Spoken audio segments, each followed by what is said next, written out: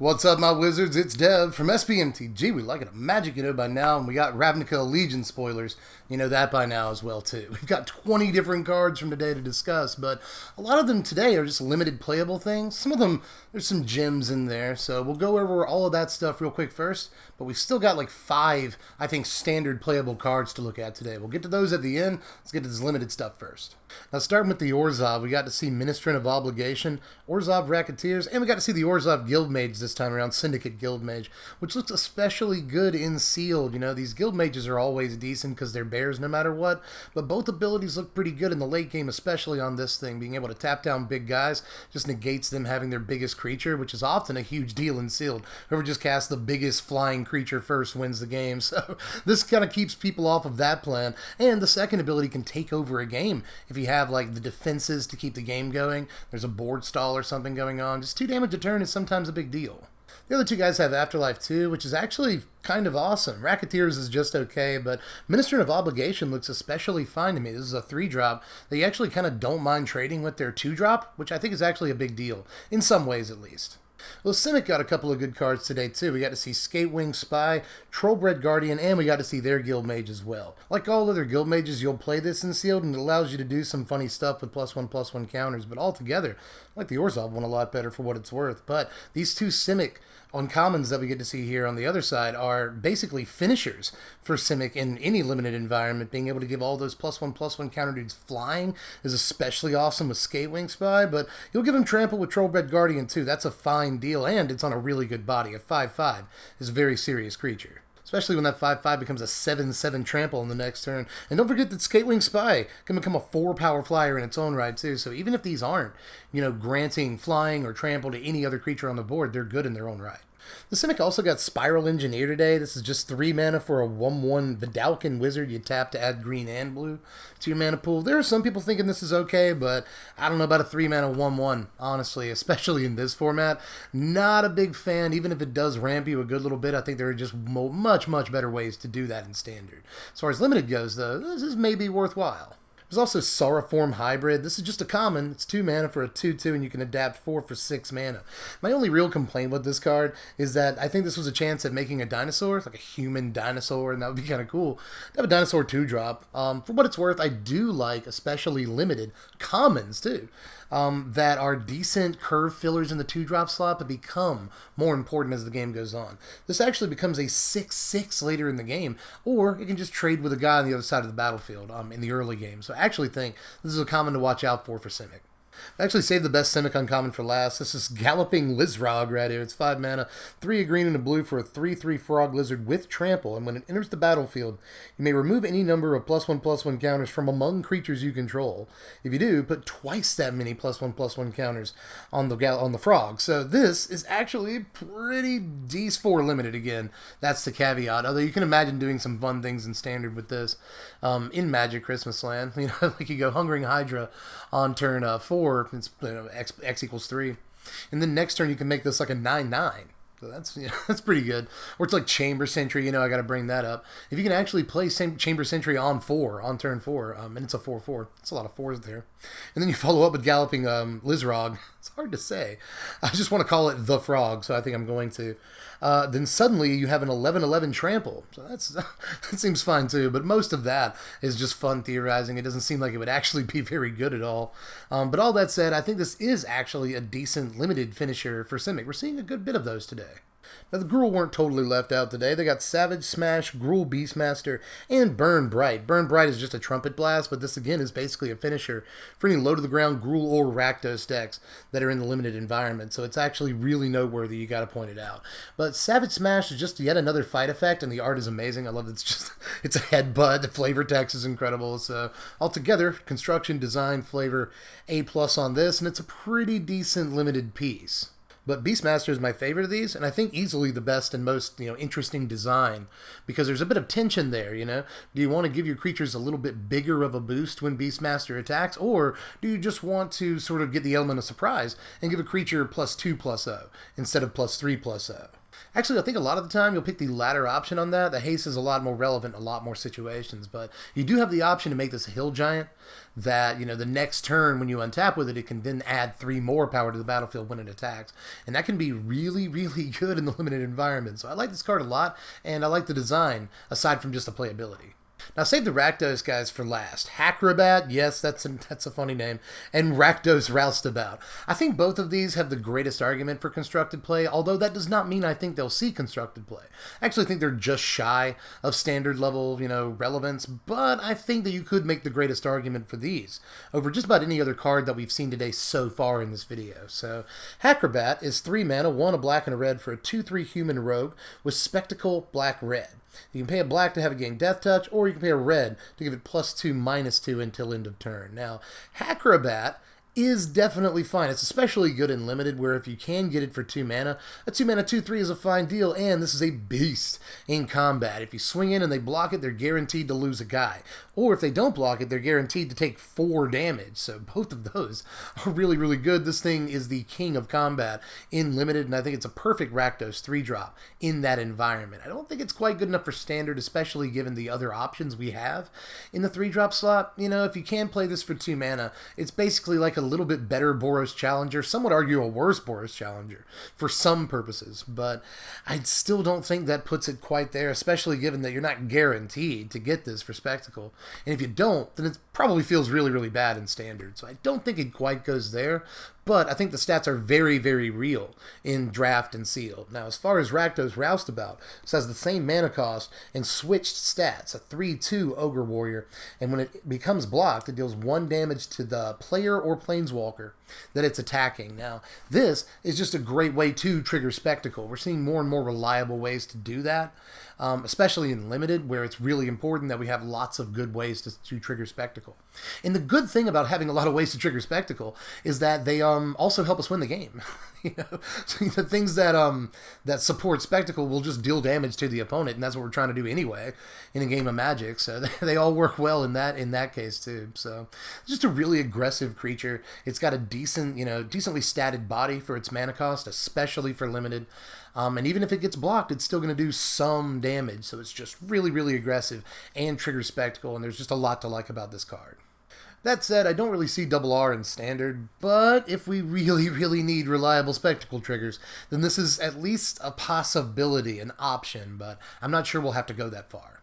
Especially when we have way better options in the 3-drop slot for Rakdos. Not only Jody, but also something else that we'll see a little bit later on in this video that I think we really need to make room for in that deck. But we'll talk about that in a minute. Let's talk about United Stand now. I wonder if there's going to be a card called Divided Fall. I guess we'll have to see. But anyway, this is 2 and a white for an instant.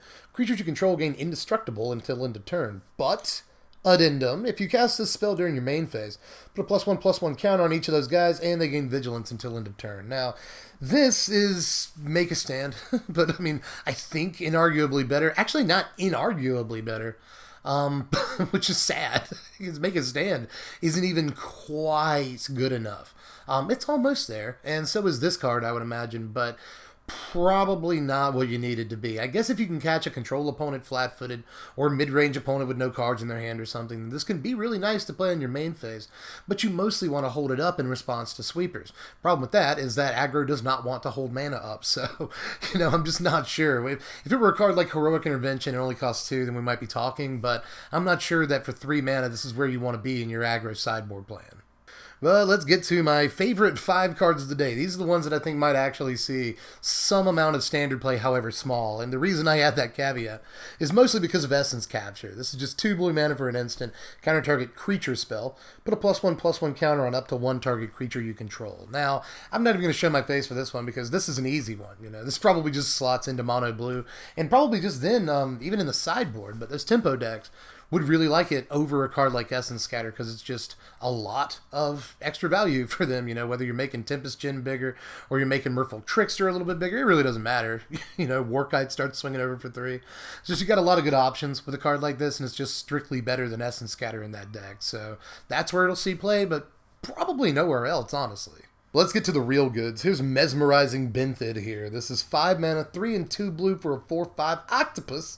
When Mesmerizing Benthid enters the battlefield, create 2/0/2 blue illusion creature tokens with whenever this creature blocks a creature, the creature doesn't untap during its controller's next untap step. And Benthid has hexproof as long as you control an illusion. Now, I'll go on record as saying I think Loctopus is a pretty good card, you know? And there's a lot of reasons for that, but let's kind of start from the bottom up. First of all, this is a board in a box. You know, this puts 3 bodies on the battlefield. No matter how small 2 of those bodies are, that's still really important for certain strategies. I mean, you can think about things like Convoke or token strategies or really anything that wants to go wide or have a lot of bodies on the battlefield might want something like this. It's a bit of a stretch, but you can never again discount a card that puts 3 different bodies onto the battlefield. But working our way up, one cool thing about this that I haven't really seen too many people mention yet is that since it puts 3 bodies on the battlefield and it has hexproof, then it's actually kind of immune to a lot of different sacrifice effects. Things like Eldest Reborn and Plague Crafter, you know, things that hexproof creatures are usually weak to, this isn't weak to, and that's actually a big deal. This is also really, really difficult to attack into, obviously, you know. Not only does it have the 5 toughness, so it survives a lot of different stuff, you know, swinging into it in standard, but the 2 illusion tokens are just going to be a nightmare. People just aren't going to want to swing into those and get their guy frozen down for 2 turns. I think that is way more impactful than people are saying right now. You know, I think mostly people are looking at this and they're seeing a 5 mana 4/5 hexproof, and they're just like, well, that's limited playable or whatever. Like, this is mythic for limited. The card probably shouldn't be mythic. I'll say that much. But at the same time, I do think this is probably standard playable in exactly the right deck. We likely have better control finishers than this right now, so I'm not sure that that's the right direction, but in exactly the deck that could make use of something like this, I could definitely see it being a real card, but it does require a home. That's my one, like, stipulation with this card, is that, you know, it sounds like I'm freaking out about how good it is, but it definitely has to find a home. This is so impossible to swing into once it comes down, or deal with if you still have an illusion on the battlefield. I think it's going to be actually a much, much better creature than people are evaluating it right now. But now let's check out Theater of Horrors. This is the Rakdos 3-drop I alluded to earlier. It's an enchantment, and at the beginning of your upkeep, exile the top of your library. During your turn, if an opponent lost life this turn, you may play cards exiled with Theater of Horrors, and you can pay 3 and a red to have it deal 1 damage to target opponent or planeswalker. This is probably excellent. You know, people are saying, does this replace Experimental Frenzy? I'm not actually 100% sure, but I think in really low to the ground aggro decks, this is probably a better card. The fact that it costs 1 less mana than Frenzy is actually an enormous, huge deal. That said, Experimental Frenzy is like way more easily enabled because it just enables itself, and it allows you to play like 8 or 10 spells in a turn sometimes, you know, but this can't necessarily do that, but it is a mana sink. It too can enable itself, but it costs an awful lot of mana to do that. But it stockpiles cards up, so you get 3 or 4 cards in exile over the course of a game. And then suddenly you rip a Fanatical Firebrand off the top of your library, play it, chunk them for 1, and you have access to a whole grip full of cards effectively that turn. So this is a great way to refuel. And, you know, again, I've already kind of mentioned this, but it's a mana sink that deals damage to your opponent, or, you know, can pick off planeswalkers and stuff, and that will be relevant too. The fact that you'll have a way of dealing damage over a long game without actually having to attack in these decks because of this card. And even though it does cost an awful lot to activate that ability, it's still very much worth pointing out, because those extra couple of points worth of reach it can deal over a couple of turns is probably going to make the difference some of the time. And it gets better the longer the game goes on, you know, which is, again, something aggro really, really needed in matchups like Golgari and other grindy things that go until turn 12 and beyond some of the time. You know, if you actually got this on turn 3, then suddenly you've got, you know, 8, 9 cards that you can get off of this. Once you actually deal damage to the opponent. So I actually think that this is a fantastic card, and it may just be sideboardable because it does kind of slow down the aggro deck a bit, but it could also definitely be main deckable because it's just all of the extra reach that you'll ever need, both in terms of damage and card advantage. Let's check out Domri Chaos Bringer. This is our Planeswalker for the day. It's 4 mana, 2 a red and a green for a 5 loyalty Planeswalker. That's pretty good. +1, add red or green. If that mana is spent on a creature spell, the creature gains Riot. You can also neg-3 it to look at the top 4 cards of your library. You may reveal up to 2 creature cards from among them, put them into your hand. Put the rest on the bottom of your library in a random order. And, for -8, you get an emblem with, at the beginning of each end step, create a 4/4 red and green beast creature token with trample.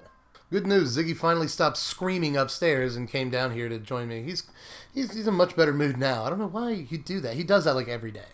But in any case, let's get to talking about Magic cards instead of kitties. I think this is a very, very good Magic card. I'm not a huge fan of the +1, but there are a lot of cool things it can do for you, and I acknowledge that. It's made a little bit better by the fact that it puts him at 6 loyalty when he enters the battlefield, which is really high, especially considering that you can, ramp this guy into play on like turn 3 really, really easily in this format. So a 6 loyalty Planeswalker on potentially turn 3 is great, and he can leave over another mana for you, so you can cast Alano Rel's, Shock, Shivan Fire, Fanatical Firebrand, whatever you got, Adventurous Impulse, I don't know what you play. So sometimes you can get another card on the same turn that you play this, and there's nothing wrong with that either. And if it happens to be Alano Rel's, then that Alano Rel's can tap for mana that turn if you give it haste. So, hey buddy. And you can play like a Fanatical Firebrand as a 2/2 with haste, because it just naturally has haste. So that's also good, just the turn you play this, there's a lot of options that you have just off of the +1. So that's good, but it's really the -3. That's where it's at here, man. Like, that -3 is ridiculous. In a deck with a bunch of creatures anyway, it's almost always going to hit at least one guy, and there's going to be times where you get 2 off of this, which is just insane card advantage. And the ultimate is fine. You'll probably never hit the ultimate, honestly. With Dovin, I said that it's okay to judge this Planeswalker by the ultimate. That Planeswalker being Dovin. But usually it is very bad to judge a Planeswalker by the ultimate. That's definitely the case here. I don't think you're going to be activating it too often. I think it's mostly all going to be about, alternating between the +1 and the -3, because those are just really, really good abilities. I didn't even mention, by the way, with the +1 that you can play like Galtas, just anything. Vine Mares, Nullhide Ferox, Carnage Tyrant. You can play Nikea, that thing that was spoiled yesterday. Give it haste, 5/5.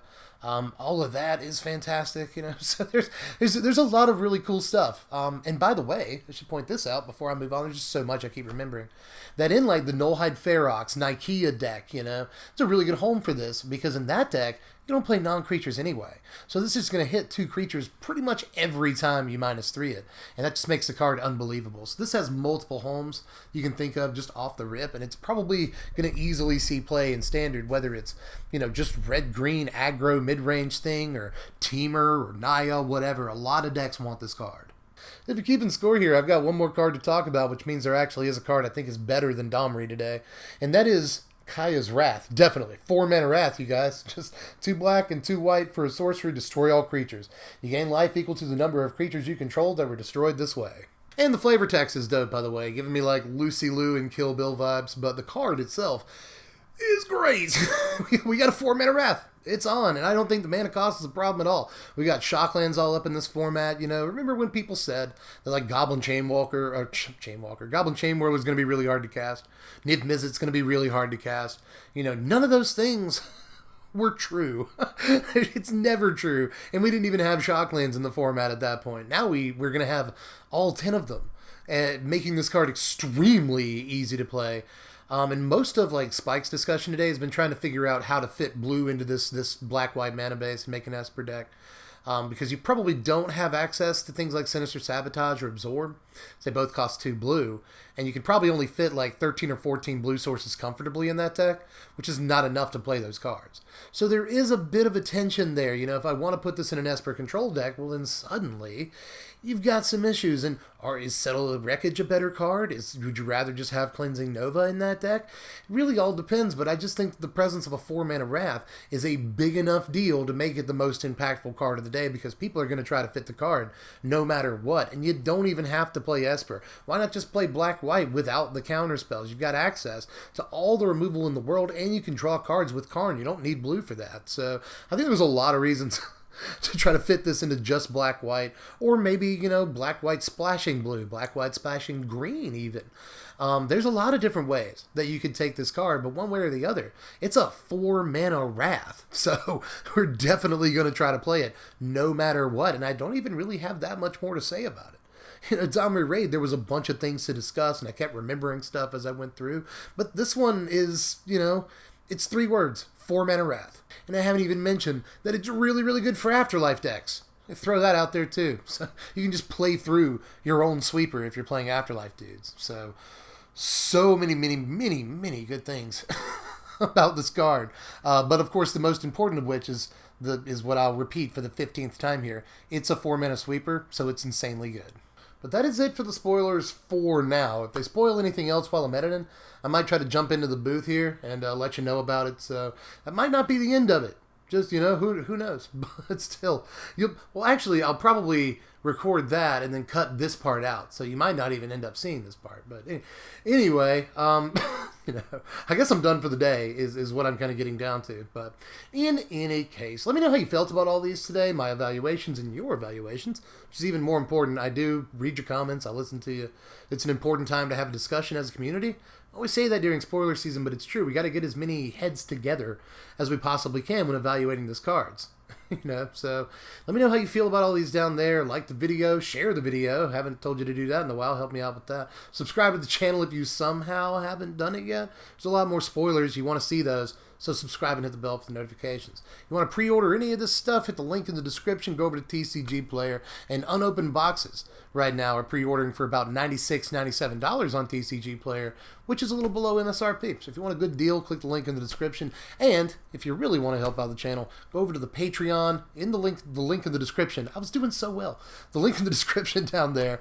Or you can go to patreon.com/SBMTG. Just pledge $1 a month, and you can vote on what decks you want to see first in this upcoming deck tech season. Pretty big deal. So just do all of the things if you possibly have time or money to do those things, and I'll catch you guys later. I'm Deb from The Place. Thanks for watching, my wizards. Spread love and be kind.